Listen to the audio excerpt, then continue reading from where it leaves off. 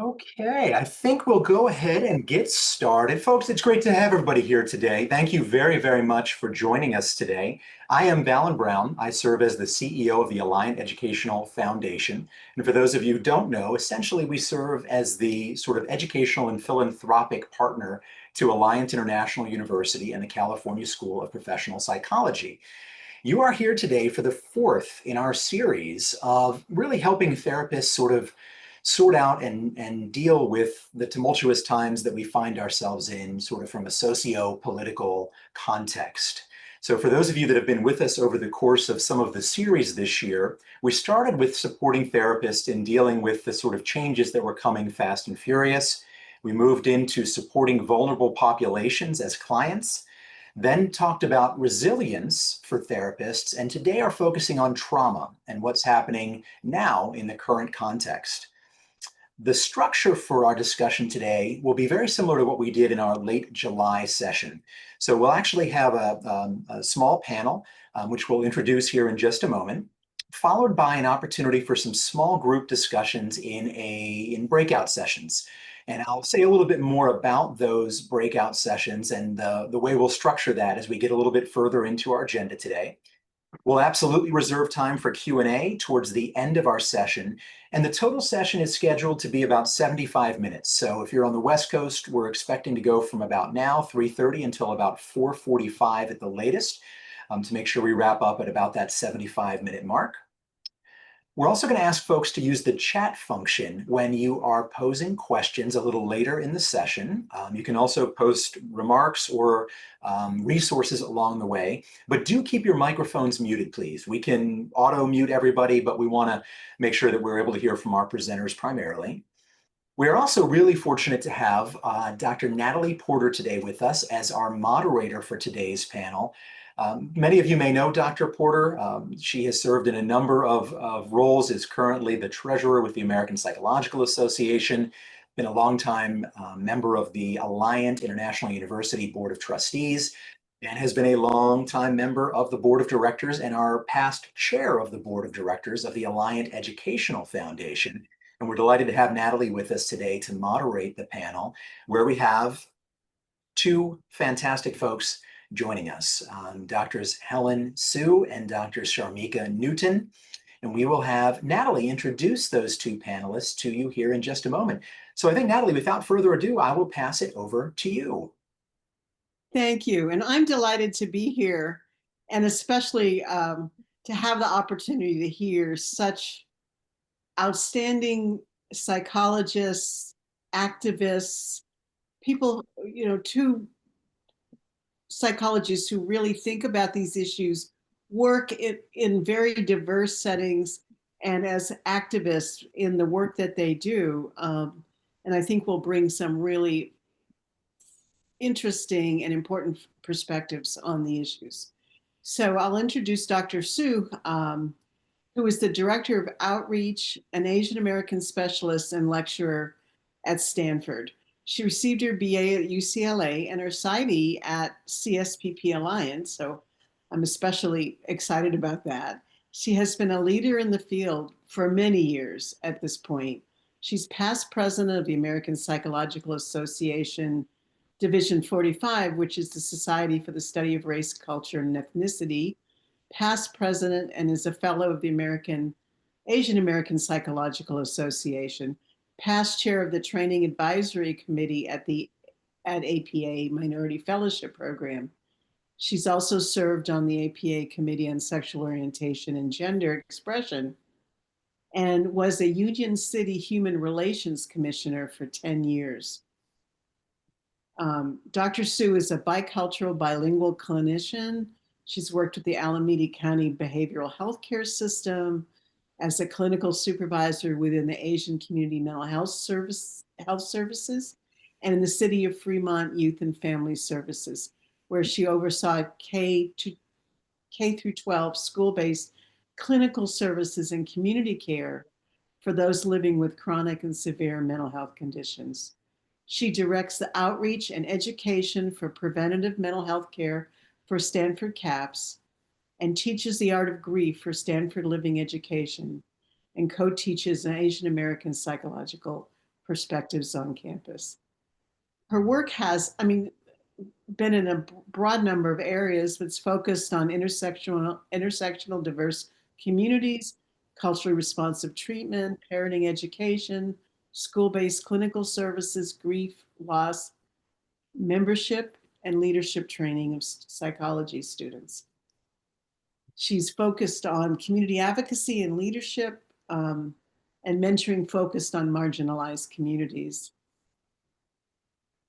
Dr. Hsu has worked extensively in private practice and is a consultant for Netflix and various universities, corporate, nonprofit, number of different kinds of training sites, authored a number of book chapters, and has a recent book out, Healing Trauma Workbook for Asian Americans.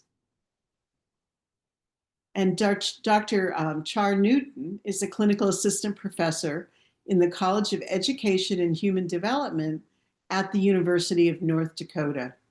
She received her BA from the University of Michigan and her PhD in counseling psychology from Western Michigan University.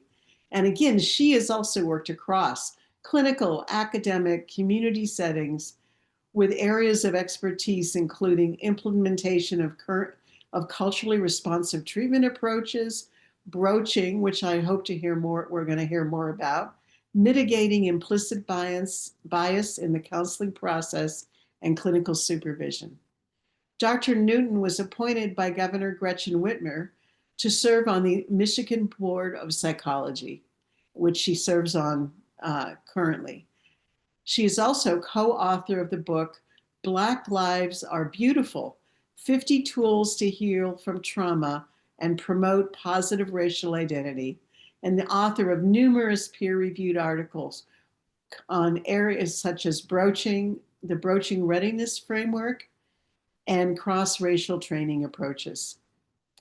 She was awarded the Distinguished Psychologist Award from the Michigan Psych Association, and she was a Western Michigan Women Brilliance Award finalist in 2020. She's also been active in APA, serving on the Advocacy Coordinating Committee, and in numerous roles in Division 45. So I welcome you both, and I'm really looking forward to hearing what you have to say. And I'm going to set it up for a minute and kind of I'll lay out issues broadly, and then we can unpack them maybe more specifically. But the focus tonight is to unpack trauma in the current societal, socio-political, environmental context. How are you seeing trauma manifested in the people today with whom you work? Are you seeing new forms of trauma, new ways it is being manifested, new triggers, new expansion of what we consider to be trauma? And what are the socio-political environmental challenges that you perceive are most contributing to this phenomenon? We can start there, and then we might go into approaches and how you're, dealing out with the therapy, et cetera, with that. But let's start there. What are the current socio-political contexts in which you're seeing perhaps new manifestations of trauma, and what are their triggers, and what do you think, and what are you attributing them to? So I'll let you two decide how you would like to approach, who goes first, et cetera. I think there's so many layers of that. We can go back and forth Yeah, I a agree. couple times. Yeah. I agree. Thanks so much for having us here. It's so great to always be in community with everyone, and also with Dr. Newton. I know for me, the main thing that comes to mind about trauma now at this point in my career and in our timeline that is different than what I feel like I've seen before is the exhaustion of the chronicity. I work with young adults who have basically spent formative years through pandemic, multiple genocides, climate disaster.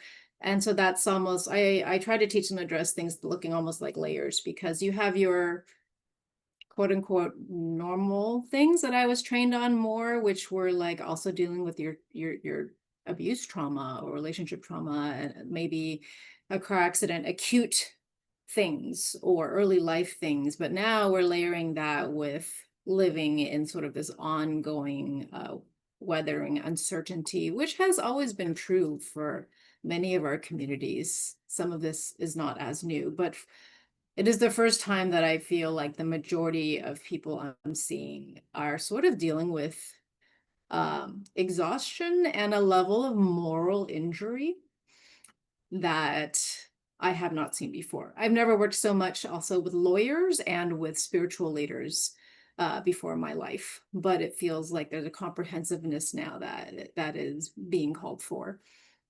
Yeah, it's moral injury, right? That we need to talk about the actual what happens when the values and things you're rooted in are shattered and challenged at this level.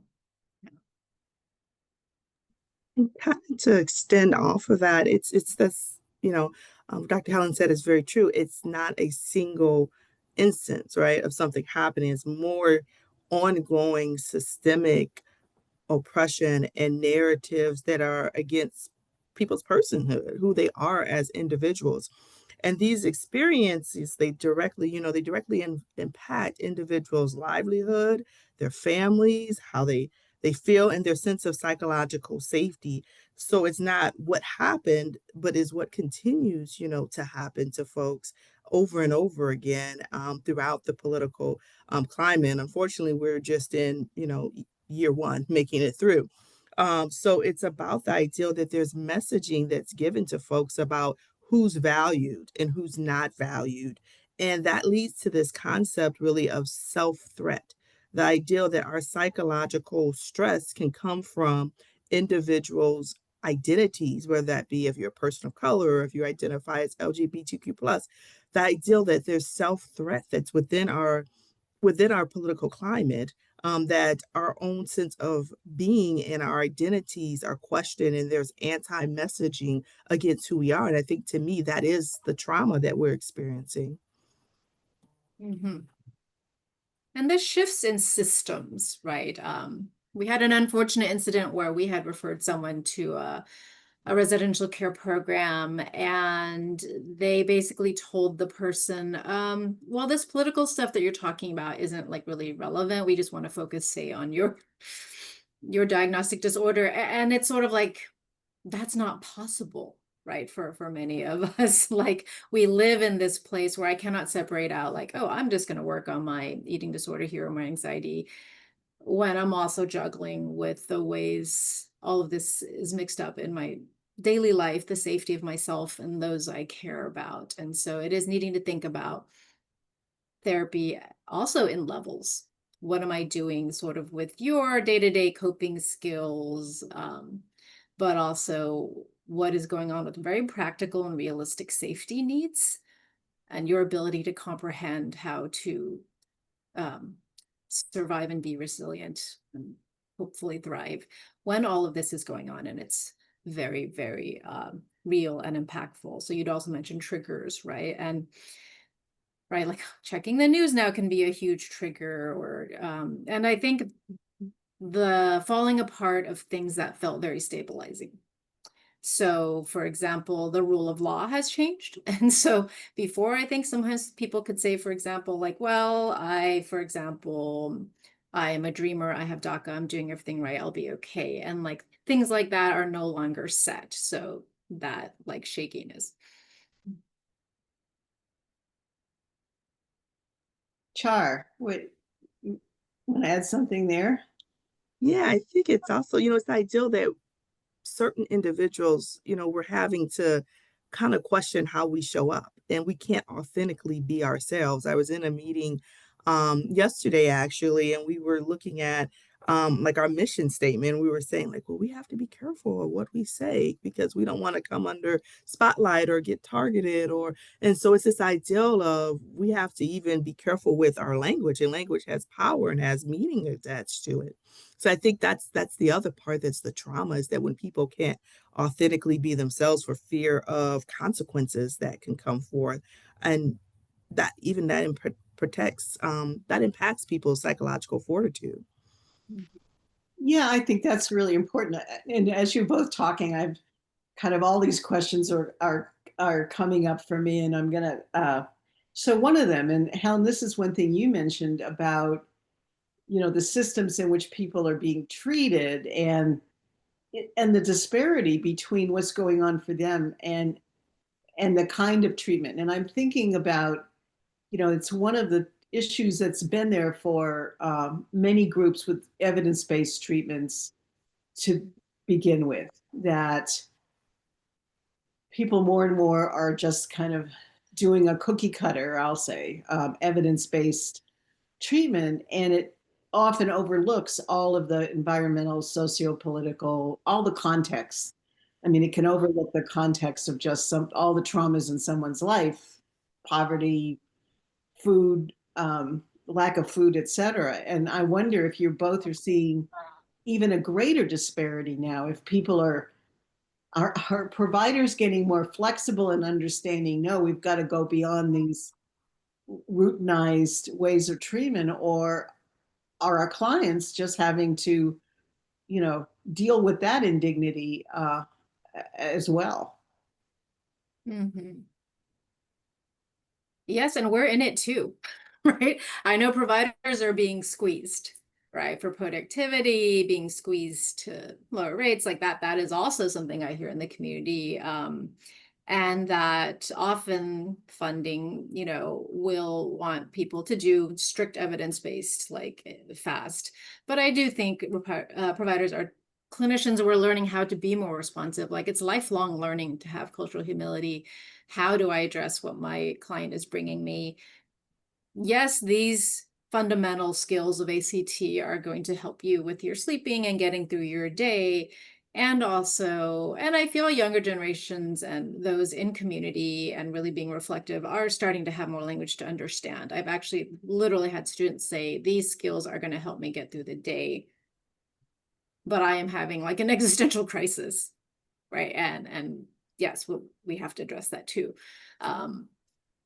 as well as the practical information. Having spent so much of my career in community-based organizations, I'm so thankful for that, because I feel like it taught me to think like a social worker and be extraordinarily resourceful and understand that community care is essential for health. This isn't going to be something any of us as one-on-one clinicians can truly fix. Yeah, and as I think about that, it comes to mind that we as mental health providers, we have to start naming the social political factors that are really in play and that are going on for our clients. Like, instead of saying, well, maybe you just need to work harder, or maybe it's you, we may have to name it. Like, maybe this is sexism or racism that's going on within our cultural, our social cultural environments that we're having to navigate. It's naming it. And to answer your question, Natalie, like, I hope clinicians are broaching, topics of race, ethnicity, culture, and looking at how what's going on is impacting people from a multi-dimensional level.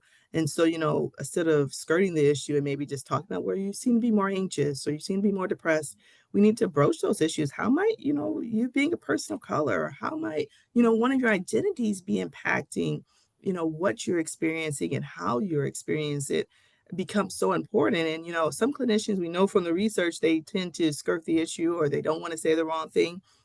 But I think the political climate that we're in, it calls us to say something to address it. Kind of like when we do informed consent, we need to be talking about like how we're going to bring people's identities and their lived experiences into the counseling process and into, what they're experiencing as it relates to their presenting concerns. So, and if people are hesitant to bring it in, a resource that myself and another colleague that we develop is the broaching readiness model. It's for clinicians who are at that point where they don't feel comfortable or they feel discomfort or have certain cognitions about broaching. The broaching readiness framework, we published that earlier this year, and it's just a model that allows people to have tangible steps they can use to begin to bring this in. So, Oh, Mm-hmm. yeah, I think that's really important. And, as you're talking, I'm thinking about, I don't know if it's secular or if it's a wave, but I'm thinking of, I go back a long time and I think about all the criticism when we first started doing anti-racist work or multicultural work or feminist work. And as I used to go around and present some of that early work, and therapists would often say, you're not doing therapy, you know, your politics are interfering with the work you're doing, et cetera. And then I think we hopefully got really past that, you know, then we really have worked all of these years to bring culture in, to attend to the identities of the people with whom we work. And are we moving away from that again? Does this provide, I mean, as you're saying, Shars, people are anxious about broaching are people, you know, and then we have the political context where you described, you know, can our mission statement be the same? Can we, and I wonder, are people having to go back to where, in a sense, their public persona and then their private persona in the therapy room are two different things again, like they were in the past, or are you able to keep them integrated? Um, and how are you dealing as therapists with the, you know, with the climate as it happens? Mm. That could be a whole other training for modern times. Yeah, we are really in a place where I have colleagues or students who no longer want pictures on the website. And we know for a fact that, for example, certain types of identity affirming offerings have been like sought out and criticized, and therapists have been named. So that's very real, and that's a whole other discussion. And it's living in, this is a traumatizing time that threats to safety that each of us has to navigate. And I do hope we're in institutions where you have a place to talk about that. We are very much talking about it. How do we create a place where things like outreach and communication is important, and this is part of our work, and also we have to be safe. Like I've made a personal decision, for example, what I never post online, but also I feel like trying to hide myself now. Well, that ship has sailed. So that's different for everyone, but that is real, and understanding that people are living in that. I do think an important part of this work is not even discussing the factors involved. People say, well, why does it matter? Well, part of it is it's so important that people do not internalize harm. Right? It's sort of like an abused child has internalized, maybe I'm just not worthy, I'm not lovable.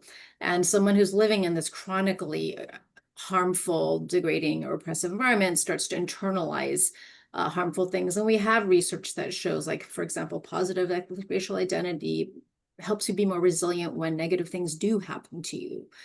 And I think, yes, a broaching model is really important if a therapist is feeling like really unsure how to proceed. And I also think about like time, right? So this is more than just surviving, right? This month, this year, 4 years. And so I've been telling everyone, you've got to read up on survivance, you know, which is really an indigenous scholars' work about how survivance is more than just resilience. It's finding ways to thrive and create and be dynamic, even when the stressors and the traumas are so chronic and generational. You know, I think that that's a excellent point that you make, that, you know, we don't want to make people think that it's them, or to blame folks who are in already disempowered stance. And so we have to encourage people to tap in and to tune in to like what their body's experiencing, what their thoughts are experiencing in the social political climate, like to tap in and tune in. And then also to set like healthy boundaries. Like there may be times where you have to say, maybe I can't quit my job, you know, if my job is, you know, buying into or supporting the political climate. I may not be in a position to quit my job, but you may be in a position to set boundaries, like how much am I going to invest? How much emotional energy should I give to this, as you tap in and tune in to what's going on? Well, and I wonder about, for your clients, especially, you know, both of you have worked with um, children, adolescents, et cetera. And I don't think that this is just for them, it's true for adults too. But, you know, as you're describing this, the world seems like a much scarier place again. And certainly, I would assume that in one of the ways in which you've approached people in the past is to help people find their support systems, find people that they can count on, that typical kind of way of working. And I would assume that for them, the world, it seems so much scarier. Like, who can they really trust now? And how are they going to broach being able to know who they can trust? And have you experienced any of that, or? I think that underlies, right? We have a loneliness epidemic for many technological and other reasons. And so that certainly is like the worst case scenario when you're in traumatizing, frightening times, is to not be able to have community care. And that's where I do feel some type of community care is, and also grounding in our bodies, in nature. It's really essential at a time that one can get lost in the constant activation of endless doom scrolling or endless threats right now. I'm in a setting that's academic, and so it's fortunate to be able to say, well, here's like places that you could go and have some social contact or do something meaningful and purposeful. Creativity, creating in a time of destruction is huge. But how do we do that? And there's so much economic pressure on adults, right?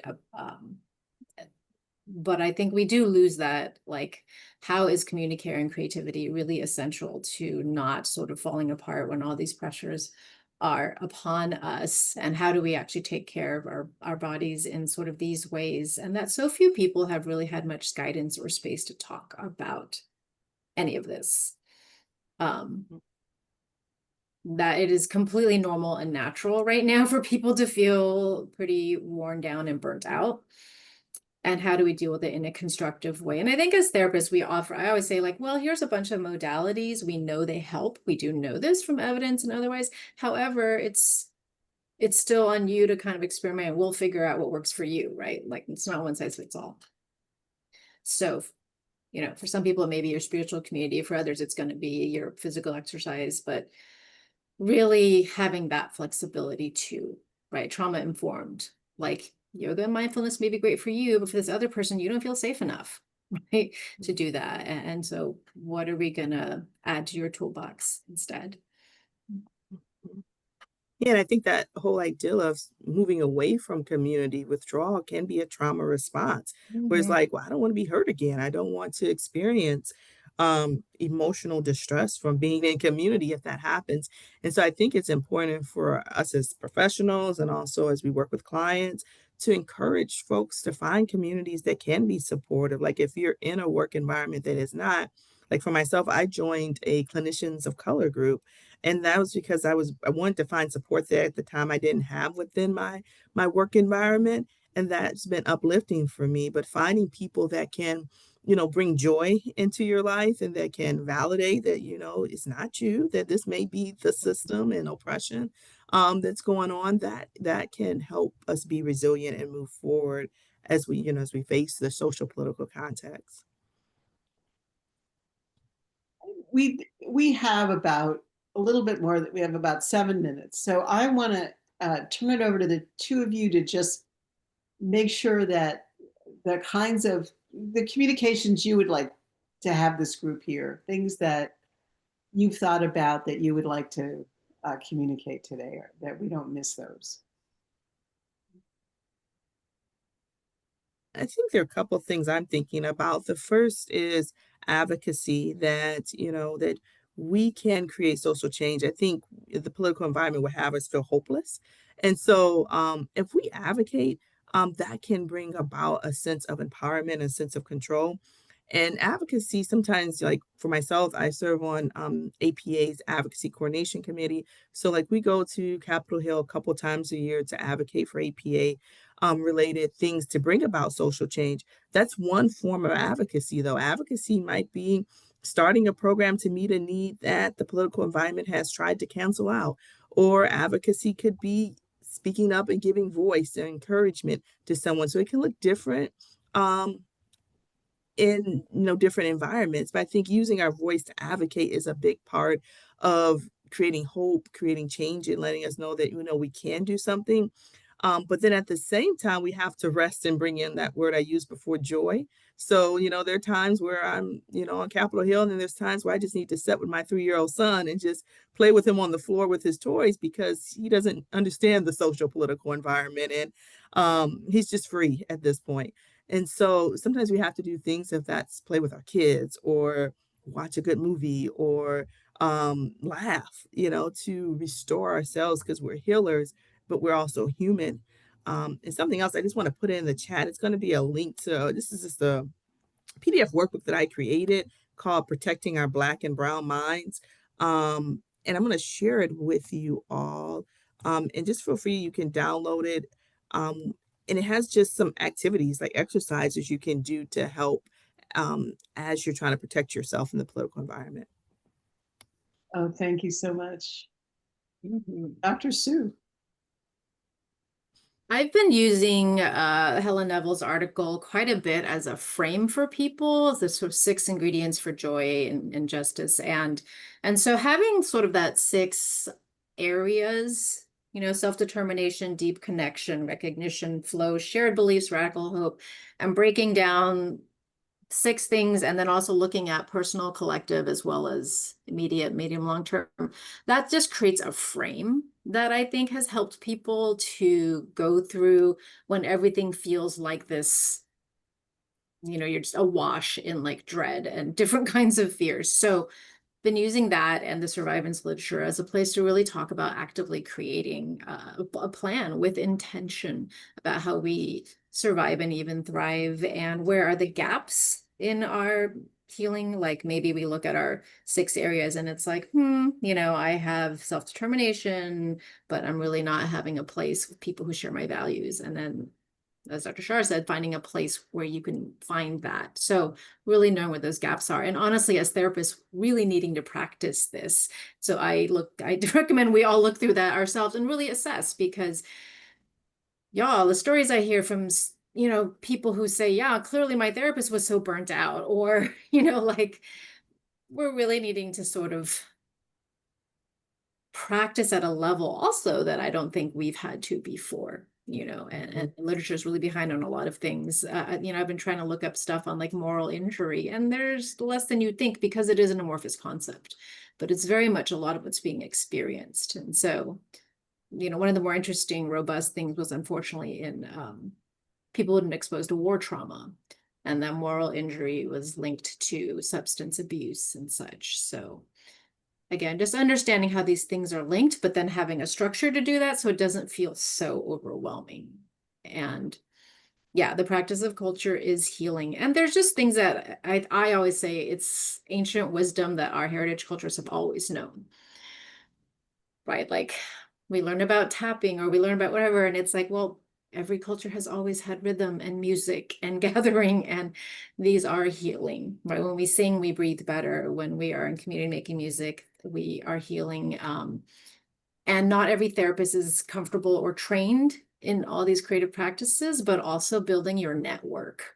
So I feel very good about, my close connections I mentioned, with the law, people in the law profession or in the spiritual guidance realm, because those are not my areas, but knowing where to send people for different kinds of things.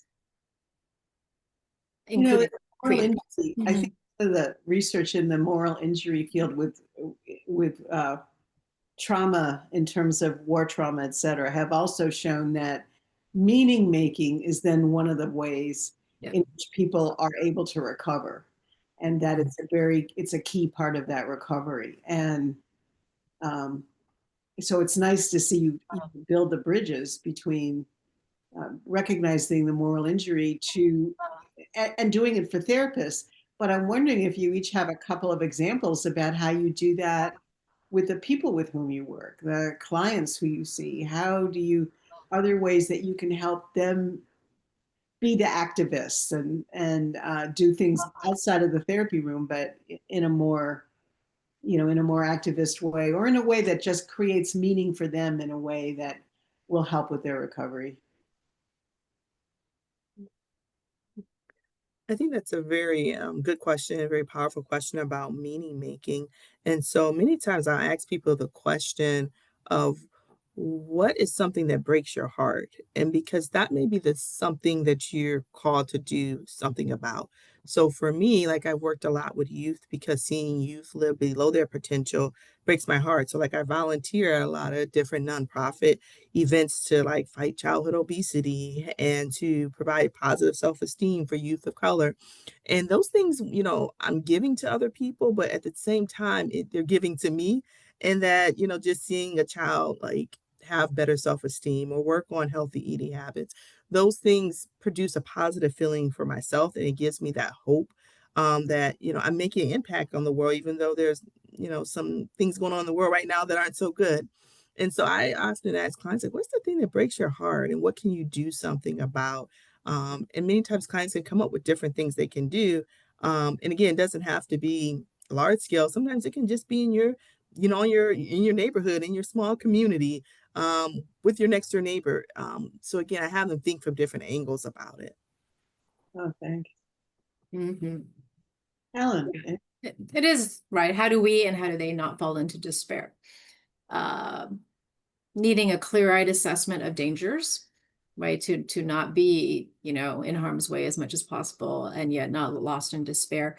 As an outreach director, I'm very grateful for being able to pull together community spaces. And so a lot of this work is letting students identify things that they want and partnering with them to create a space where they can talk. And so the last one was something that they pulled together to talk about addressing, like their internalized perfectionism, what are their values in a capitalistic world and such. We had spaces that were very much kind of community driven that we had after the last election, and then also like after the Atlanta spa murders, that those very much came from the community of people seeking a place to just be with those who could share that emotionally difficult experience. Like I always say, like, you want to take action, but that doesn't mean you just stifle what you feel. You need a place for your grief and your rage, and like where that can be processed in a creative and, constructive way to integrate it. And then we figure out what we do with that later. And for myself, yeah, it's a very overwhelming time. We were talking before we started today that I've taught a little bit pro bono, and I will again with the Myanmar Clinical Psychology program. And that just feels like a very small contribution, that at a time that, a lot of the students there have been exiled because of military takeover of their country. And there's so many genocides where I feel so helpless. This is like a small thing that I can offer with my own area of expertise, right? And so we each have our little things, whatever that is, and they can be much smaller, but not falling into despair is actually, right, very, very fundamental to that sense of meaning. Thank you. Unfortunately, I could go on for 2 hours. I appreciate so much your thoughts and your experience on this. And I think just the context provides healing for us as well as we, are in community hearing your thoughts around this. I'm going to turn it back over to Valen, who's going to lead the way for people to now talk in small groups with one another about these issues. And thank you so much. Thank you all. And folks, don't leave. I want to give you some context here. We experimented with this in our last session, last quarter, where we kind of have a sandwich. So we have the core panel discussion to set the tone and the topic. Then we give just a little bit of time for small groups to dive into a related question or two, and then a quick report out. And then we come back to our presenters to provide some feedback and open it up for Q&A. Okay, so we want to do that again today. So let me go ahead and just tee this up briefly. Ava, if you would, go ahead and bring the question up on the screen. So let me give a little bit of context to what we're going to do here. And again, don't be scared of small groups. It's basically just going to take about 10 minutes or so, where we'll automatically place you in with 4 or 5 of your peers. And in that discussion, you can participate as little or as much as you want. And the core question here is, look, in the context of what you've heard today, how is this matching with your own observations of working with clients? ultimately, how are you addressing some of these issues? Are you making changes to your treatment approaches and or leaning on any resources to be able to help? This is actually really helpful, and we found this useful both for having a kind of more intimate chat and bringing the expertise that each of you has to the table. And then we'll do a very brief 1-minute report out at the end of the session. So there'll be maybe 6 or 7 groups here. And we're going to give you about 10 minutes. We'll give you a little sort of warning chime to keep you on track.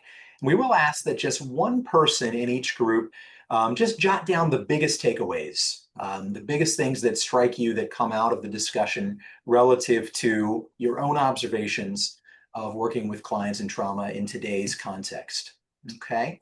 And then we'll bring you back out here at about 4:25 for a quick report out before we bring it back for some feedback from the panelists, and we open it up for Q&A from the audience around the larger topic. Okay. Makes sense for everybody? All right.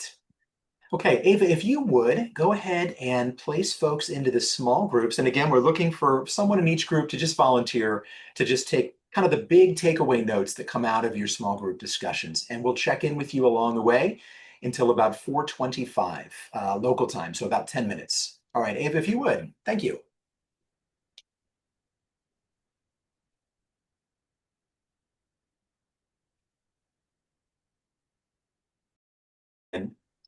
Now, let's see how good of students everyone was, because what we'll do, we have 6 rooms that actually met. And so if folks did choose someone just to do sort of big takeaway notes, we'll go ahead and spotlight Ava here as well, because Ava has got a timer. I know, it seems overly, but it works.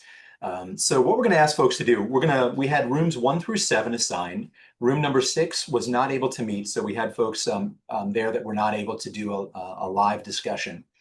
And we'd like to go rooms 1 through 7, skipping 6, and just ask for a 1-minute takeaway from whoever volunteered or would volunteer to just share the sort of tenor or the most important takeaways from the discussion in your groups. Now, we realize 10 to 12 minutes is very quick for a topic like this, and so the ability to distill that down or even to get your own thoughts out is challenged in this context. But that said, it's also really valuable. And the feedback from folks in July that there was some opportunity to share in this smaller context was very positive. So we wanted to try this again today. So if we could, room number 1, if you would, I'm going to go ahead and change the view so I can see more folks here.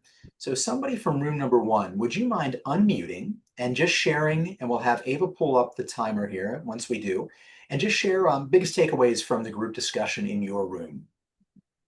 Let's see how this works. Okay, do we have somebody from room 1? In case you didn't know, it was Idalis, Linda, and Sue. I was going to say, I don't know what room I was in. Okay, Ava will help me with that. So Sue, you are on, it sounds like. Well, we talked about the key themes were exhaustion and moral injury. We primarily focused on providers and the experience of providers and how we need to focus on taking care of ourselves in that context and being aware. Linda, got anything to add?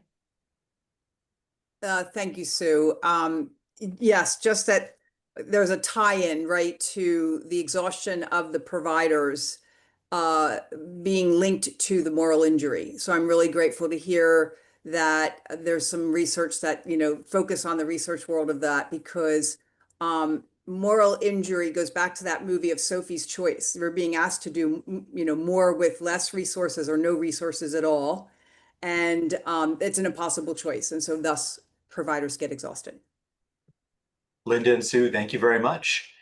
Ava, room number 2. Who was in room number 2? It's me, Janet. Janet, terrific. Please. Hi. This is a very interesting group.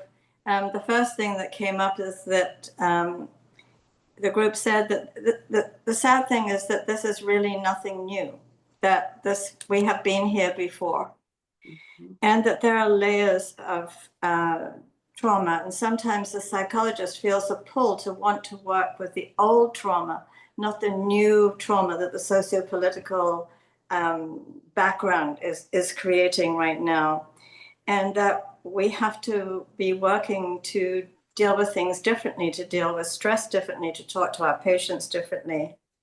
And that in the end, we decided that really what we're doing is weaving. The old traumas are like the basic threads. And then the psychologist and the client begin to create a new picture on the basis. And that the healing will come even if we can't always address the old traumas that came before. And that it is also important to be building connections with people, to make them realize that they are not alone, and to offer them suggestions about where they have community. Terrific. Janet, thank you very, very much. You're welcome. Room 3, Ava. That would be Grace, Mike, and Rhonda.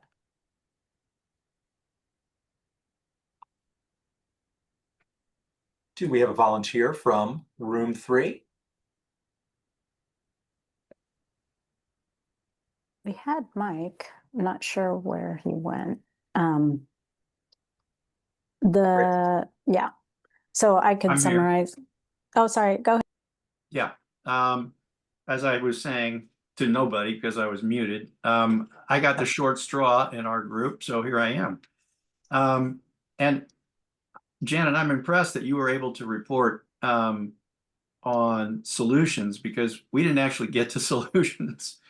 But we did have a meaningful reveal of the difficulties that people are dealing with, which is different a little bit from what we heard in the presentations earlier, in particular as it related to an entire institution in trauma in one case, and the psychologist working in that institution, a medical environment, really feeling a great deal of trauma over how to help this institution, which is struggling mightily in the one case. And then in the other case, person in private practice trying to deal with largely Asian clients who are feeling a tremendous amount of guilt and over being survivors in this situation, but also feeling a lot of pressure to deal with just chronic, overwhelming set of problems that don't change except that they get worse. And for me, I just want to add, my wife Betty and I have been, and much more her than me, because we're both retired. We have the opportunity to do things in our community to help. And we have lots of people in this community who can't go out, can't leave their homes, don't have food, don't have ways to connect. And so we're trying to help on that front. But again, with limited tools, because there are a lot of dangers in this community that for people who are Black and brown in particular.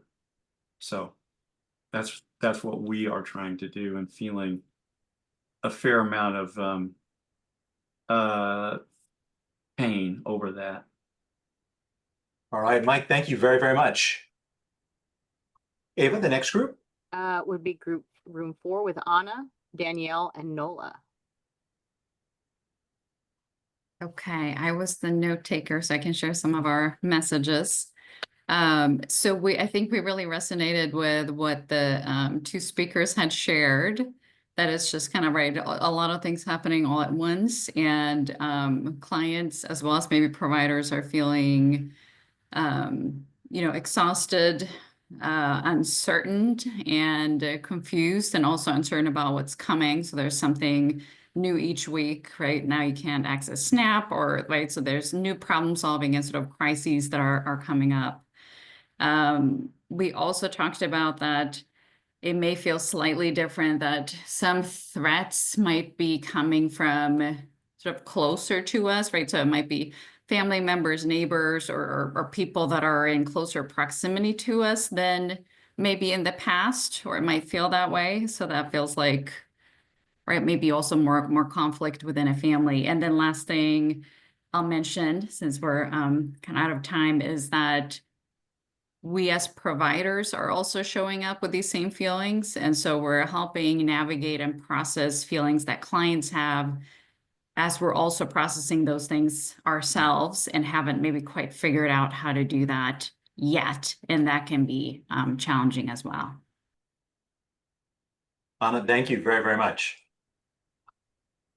Ava, the next group. Room 5, and that's David, Julie, Reggie, and Shawnee. As a note taker, I'll be happy to share some of the feedback from our group.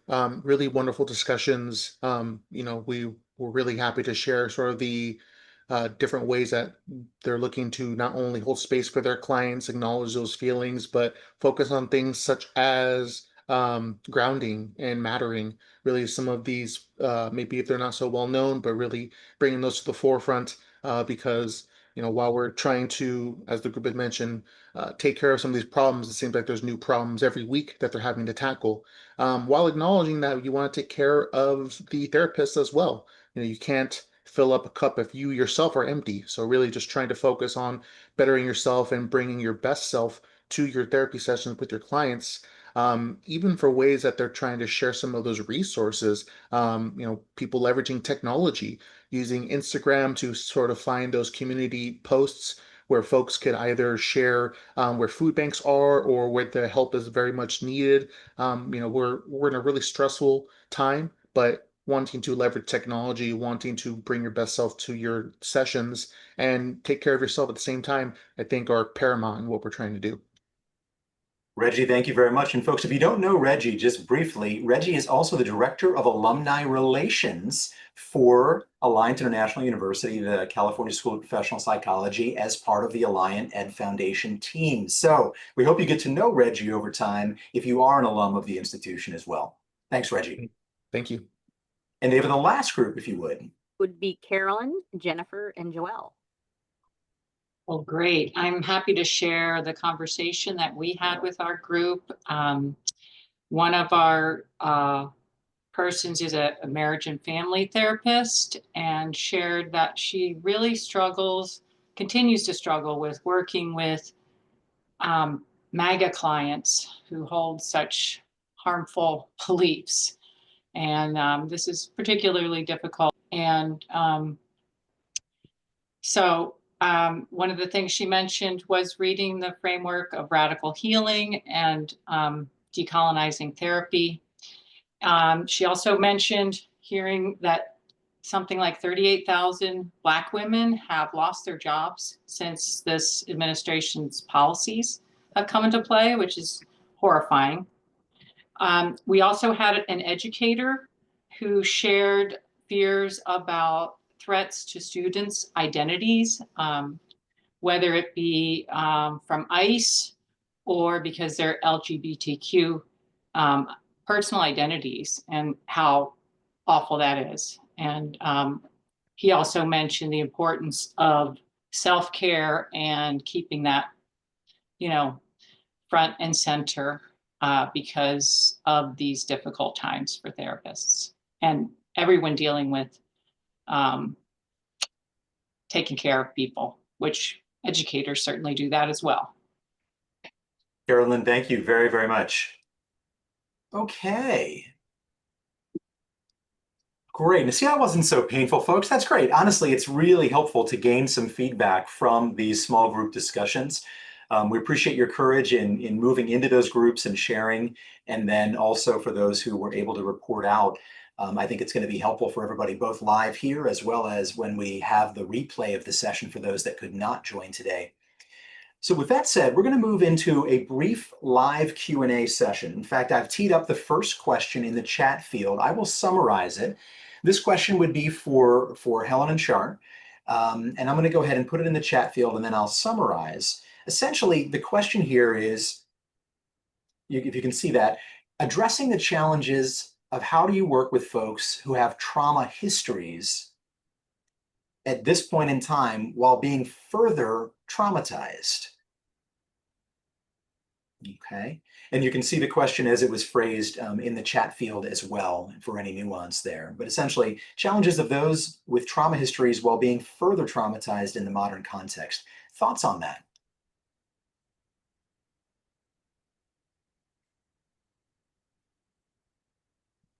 I think the big thing is that you have to realize, like, what are the unresolved parts of your trauma? What parts, have not healed, and what parts are you still working through? And I think that this is a good for, us as mental health professional, a good opportunity to use supervision, particularly if you have a supervisor who you trust and you have professional connectedness with them.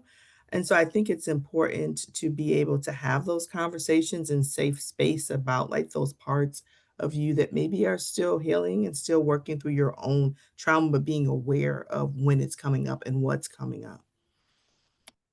Mm-hmm.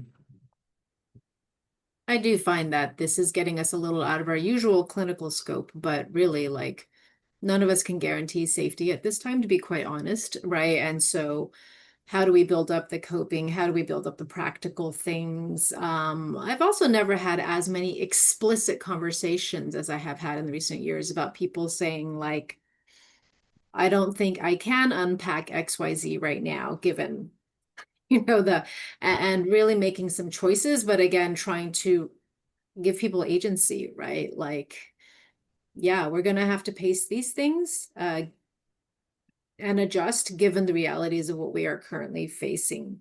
And so I think being extremely sort of sensitive and trying to be empowering with what agency they can have and we can have at a time when there is so much that is truly very threatening that is happening. And like I said, that toolkit of just community resources and sort of practical resources and alliances has been really vital at this time. So bringing those out, having colleagues, for example, in our Muslim mental health community, because none of us are also experts in all the levels of what's going on right now, but really, really building up that community care is also us professionally. How do we provide that for each other? Because yes, if someone's coming in with basically 6 layers of trauma, like, what's safe to do right now? And some of it we have no choice because it's what we live in. And then what other resources can we bring in? Helen and Char, thank you very much for that. There was a question early on around broaching and providing additional context around that. So I'm just repasting the link that Dr. Newton provided, just so it's the newest in your chat field as well. So folks, you can click right on that and it will open up the resource. Dr. Newton, anything you wanted to say about that? No, just that the model, like I stated, is really for people who you may hesitate in broaching. And so we understand, like Dr. Norma Devine, she coined the term broaching. But some people are at that point and they can actually cause more harm than good. And so being able to prepare before you broach is important because we don't want to, recreate the trauma that occurs. And so this ideal of broaching is something that's very near and dear to my heart. I see from the publication, and we're currently, working on, developing a scale that clinicians can use to assess, like, where are they at as far as readiness. And this is something also I do trainings around. So I think it's very important that, we prepare so we don't create more harm. This is tricky because of timing here. So I always try to keep an eye on this because we do sort of promise folks a certain time horizon for these sessions. And yet there is always so much more that we can and would want to explore. So along those lines, we did want to do one quick, Ava, if you would go ahead and pull up the live poll question. We want your input about the next quarterly session. And so essentially what Ava has pulled up here is an open text field in order to, and the part about addressing psychological trauma is our title today. But the question really is, what do you want to learn more about with us coming up in 2026? This has been the fourth in a series of sessions around the current socio-political times and supporting therapists and working with clients. But what new topics would be of interest for you for the series coming up in the first half of 2026? Now, the way we structure this, I believe, is an open text field. We will ask this question in a follow-up survey that you'll receive tomorrow by email as well. So if you need a little bit of time to think about this, your input really does help shape what we address in these kinds of sessions. And so we do value it. We just wanted to leave this up for a minute or two in order to be able to gain any kind of visceral, immediate feedback you may have around seating topics for Q1 of 26 and Q2 of 26, and leave that up so that we can gather it. Again, you will receive, I think, the same phrasing of the question tomorrow. You'll receive that through the Alliant Ed Foundation and Reggie, our alumni director. There'll be a few questions to get feedback about the session, ideas both of topics and or presenters that you might like to hear from as we start to structure the next session as well. Now, that said, we're going to leave this up just for another minute. I see we're getting some things trickling in. 6 folks have been able to provide topics so far. Don't be bashful about it. Please do feel free to share. Also, as I said, we will be sharing out the video replay as well. If I'd say realistically, probably early next week, we'd have a chance to put this up on the Alliant Ed Foundation's YouTube channel. I'm going to go ahead and put the link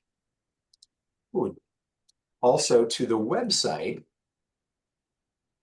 And there's a link off of that you'll be able to find for the YouTube channel to be able to see that replay. Ava, you might be able to put the YouTube link right in there for folks to gain next week. We'll also put that in the survey as well.